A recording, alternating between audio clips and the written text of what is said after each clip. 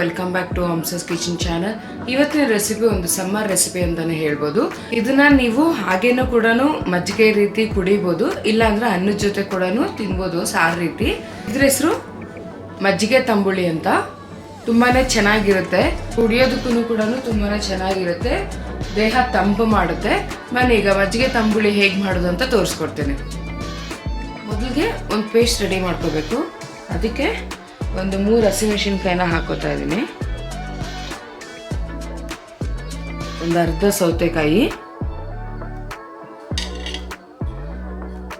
ಸ್ವಲ್ಪ ಶುಂಠಿ ಪೇಸ್ಟು, ಇದಕ್ಕೆ ಸ್ವಲ್ಪ ನೀರು ಹಾಕೊಂಡು ನುಣ್ಣಗೆ ರುಬ್ಕೊಳ್ಳೋಣ. ತುಂಬ ನೀರು ಹಾಕೊಳ್ಳೋಕೆ ಹೋಗ್ಬೇಡಿ. ಈ ರೀತಿ ನುಣ್ಣಗೆ ರುಬ್ಕೊಂಡಿದ್ದಾದ್ಮೇಲೆ ಗಟ್ಟಿ ಮೊಸರು ಒಂದು ಅರ್ಧ ಗ್ಲಾಸಷ್ಟು ತೊಗೊಂಡಿದ್ದೀನಿ ನಾನು. ಇದನ್ನು ಕೂಡ ಇದಕ್ಕೆ ಹಾಕ್ಕೊಂಡು ಸ್ವಲ್ಪ ಸುಮ್ಮನೆ ಒಂದು ಸರಿ ಇದ್ರ ಜೊತೆಗೇ ಮಿಕ್ಸ್ ಮಾಡ್ಕೋಬೇಕು.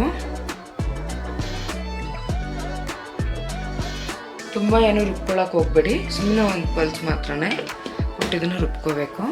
ಒಗ್ಗರಣೆಗೆ ಒಂದು ಪ್ಯಾನ್ ಇಟ್ಕೊಂಡು 1-2 ಸ್ಪೂನಷ್ಟು ಎಣ್ಣೆ ಹಾಕಿದ್ದೀನಿ. ಎಣ್ಣೆ ಕಾದಿದೆ.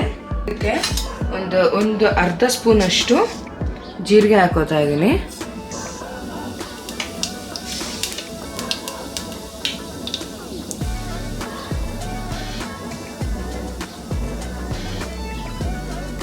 ಅರ್ಧ ಸ್ಪೂನಷ್ಟು ಸಾಸಿವೆ,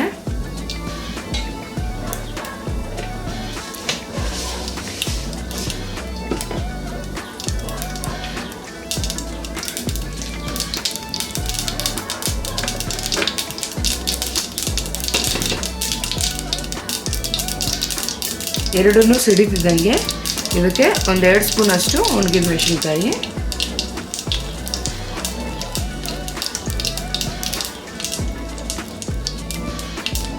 ಒಂದು ಕಡ್ಡಿ ಕರಿಬೇವು ಹಾಕೋತೀನಿ.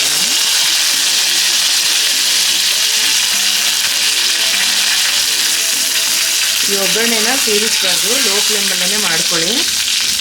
ಸ್ವಲ್ಪ ಸೀರಿದ್ರೂ ಎಷ್ಟು ಚೆನ್ನಾಗಿರಲ್ಲ.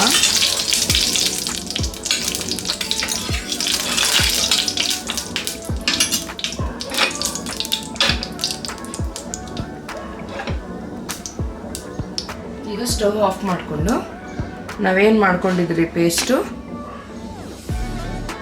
ಇದನ್ನ ಹಾಕೊಳ್ಳೋಣ.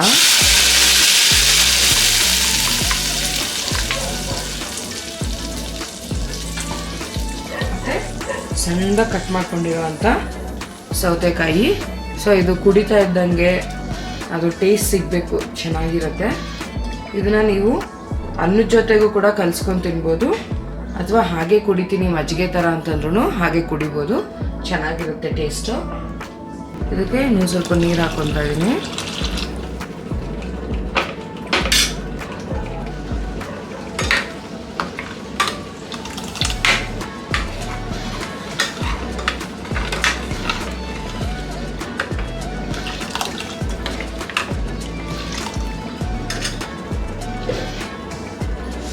ಇದಕ್ಕೆ ಉಪ್ಪನ್ನ ನೋಡಿಕೊಂಡು ಹಾಕ್ಕೊಳ್ಳಿ, ಜಾಸ್ತಿ ಹಾಕೊಳ್ಳೋಕೆ ಹೋಗ್ಬೇಡಿ.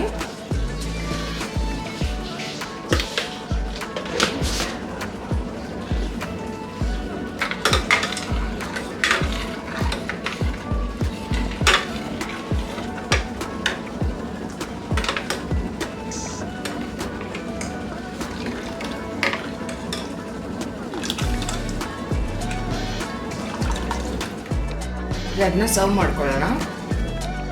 ವಿತಿನ್ 2 to 3 ಮಿನಿಟ್ಸಲ್ಲಿ ಮಜ್ಜಿಗೆ ತಂಬುಳಿ ಹೇಗೆ ಮಾಡೋದು ಅಂತ ತೋರಿಸ್ಕೊಟ್ಟಿದ್ದೀನಿ.